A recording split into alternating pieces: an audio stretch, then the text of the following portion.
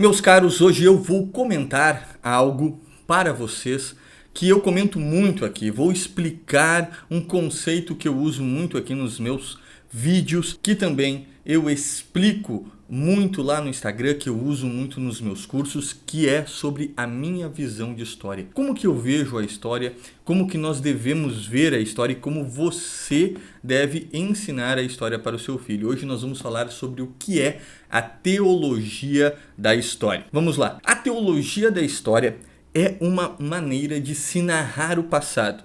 Há muitas maneiras de você narrar o passado. Você pode narrar o passado a partir de uma percepção marxista, por exemplo, da luta de classes. Então você começa a observar o passado apenas pela ótica econômica e política e analisar toda a estrutura da sociedade, toda a formação do mundo, todos os processos históricos guiados unicamente pela economia. Veja como isso é desastroso quando a gente olha para a história do Brasil, por exemplo. Você provavelmente deve ter aprendido a história do Brasil, ou até mesmo agora, nesse momento, seu filho deve estar aprendendo a história do Brasil na escola a partir de uma ótica totalmente marxista, onde ele só observa os ciclos econômicos. No início era o ciclo do pau-brasil, depois passou para o ciclo do açúcar, depois passa para o ciclo do ouro, aí vem o ciclo do café, o ciclo da borracha, a industrialização, ou seja, você resumiu 500 anos de um processo histórico, de uma história lindíssima,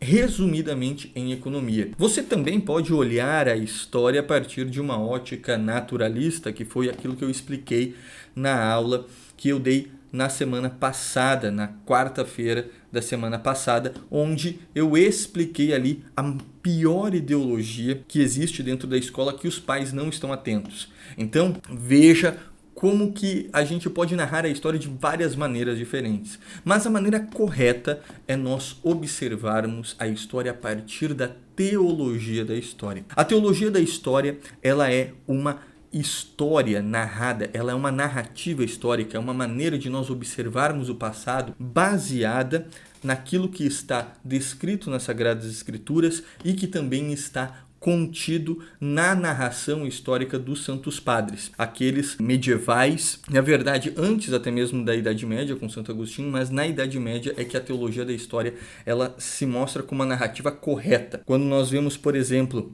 a história dos godos e visigodos de Santo Isidoro de Sevilha, a história de Paris, ou a história da França, melhor dizendo, de São Gregório de Tours, a história da Inglaterra e do povo anglo-saxão de São Beda, o Venerável, todos eles narravam a história buscando observar a ação de Deus no passado. Ou seja, a teologia da história é você olhar para o passado e ver como que Deus agiu neste passado e como que ele pode agir hoje, até mesmo dentro da minha vida, dentro da sua vida pessoal. E da mesma forma que Deus ele age na vida do indivíduo, do ser único, ele também age na vida de todas as pessoas. Então Deus ele não nos deixa à mercê, Deus não nos deixa jogado de lado, ele está sempre presente junto de nós. E essa presença dele, esta graça que ele nos dá, ela pode ser manifestada dentro dos processos históricos. Então a teologia da história, ela se volta para observar aquilo que é de sobrenatural.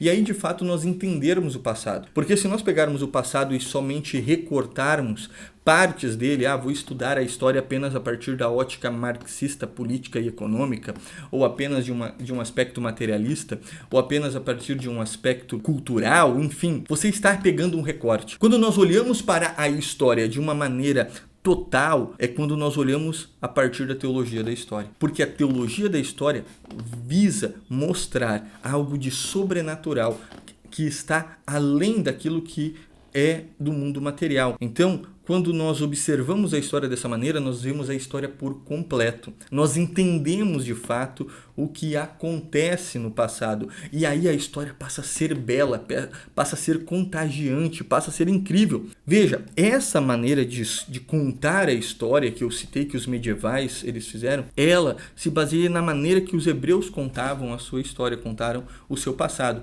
Quando nós olhamos para as Sagradas Escrituras, nós vemos ali o povo hebreu narrando a sua história de uma maneira totalmente diferente dos outros povos. Os outros povos clássicos, greco-romanos, egípcios, babilônicos, persas, enfim, eles contavam a história visando crescer dentro da alma do indivíduo um espírito patriótico, um amor à pátria, que não está errado, mas ela ainda é resumida.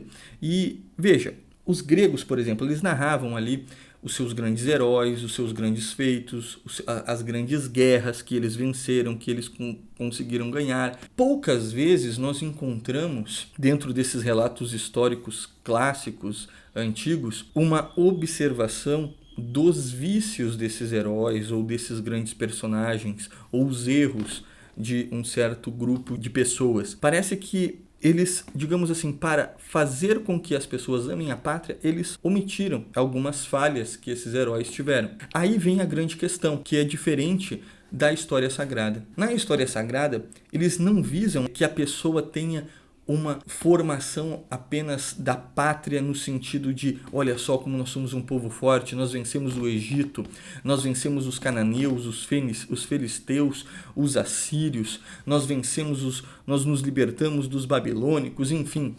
Não, na história sagrada, ali na história que os hebreus narraram, eles têm o objetivo de mostrar como que Deus agiu na história deles através dos homens. E assim eles mostram os pecados, os erros de seus patriarcas, de seus heróis. Eles não omitem os erros dos reis. Por quê? O objetivo ali não é fazer com que você ame o país, mas sim que você perceba como que Deus te ama, como que Deus escolheu aquele povo. E da mesma forma que Deus escolheu o povo hebreu, Deus escolheu todas as nações a partir de Pentecostes, a partir de Cristo.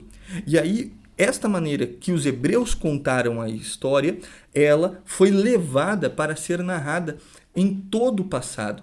E você percebe isso nitidamente em vários casos da história do Brasil, da história do mundo. Deus agindo no passado. O problema é que omitiram isso, retiraram isso, tiraram essa ação sobrenatural de Deus da história. E aí você não entende o passado. Como, por exemplo, vou dar aqui algo muito importante. Nós estamos chegando agora no mês de abril, e o mês de abril se comemora o descobrimento do Brasil, e no descobrimento do Brasil fica aquela questão: bom, o Brasil, ele foi descoberto de maneira ocasional ou foi proposital? Como é que foi descoberto o Brasil? Se nós observarmos a partir de uma história marxista, política, econômica, nós vamos dizer, eles vieram para cá atrás das especiarias, atrás daquilo que eles já sabiam que aqui existia uma região, então eles vieram aqui com a intenção de colonizar, de pegar o pau-brasil, de fazer riqueza, de colonizar. Agora, quando nós olhamos a história a partir das fontes e com a visão da teologia da história, a gente observa que quando Pedro Álvares Cabral ia sair de Portugal, ele tinha uma missão de ir para a Índia. A Dom Manuel deu a ordem para ele ir para a Índia. Vasco da Gama deu as orientações cartográficas para ele ir para a Índia. Dom Manuel vai construir uma comitiva enorme para ele chegar até a Índia. E aí ocorre o quê?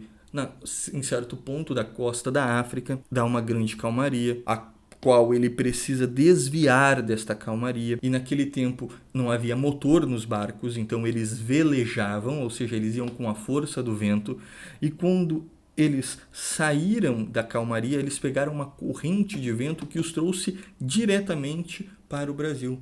Olha isso aqui, gente. Nós sabemos, como cristãos, como católicos, que nada ocorre por acaso. Então não foi por acaso, foi por causa de Deus, foi uma causa da providência divina dentro da história do Brasil, da história nacional. Então a teologia da história, ela faz com que a gente entenda a história da maneira correta, porque nós enxergamos a história de uma maneira completa, não apenas um recorte.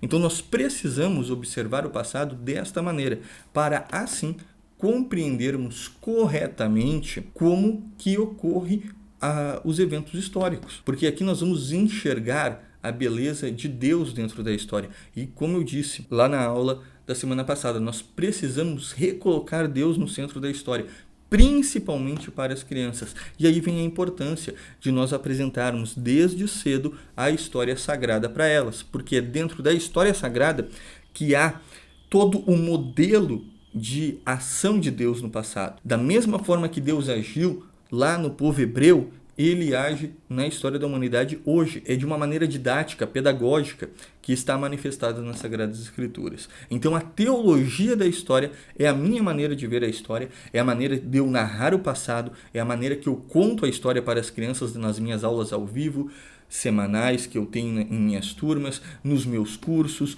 nos meus materiais didáticos que eu produzo, nos livros que eu produzo. Todo o meu trabalho está ligado à teologia da história, porque eu acredito que esta é a única maneira que nós precisamos olhar o passado, pois aqui você vê a história do jeito certo, do jeito completo. E no próximo vídeo eu vou mostrar para você, então, como você pode adquirir essa visão, como que você pode despertar essa visão, indicando algumas referências bibliográficas. Certo, meus caros? É isso. Um abraço. Deus abençoe.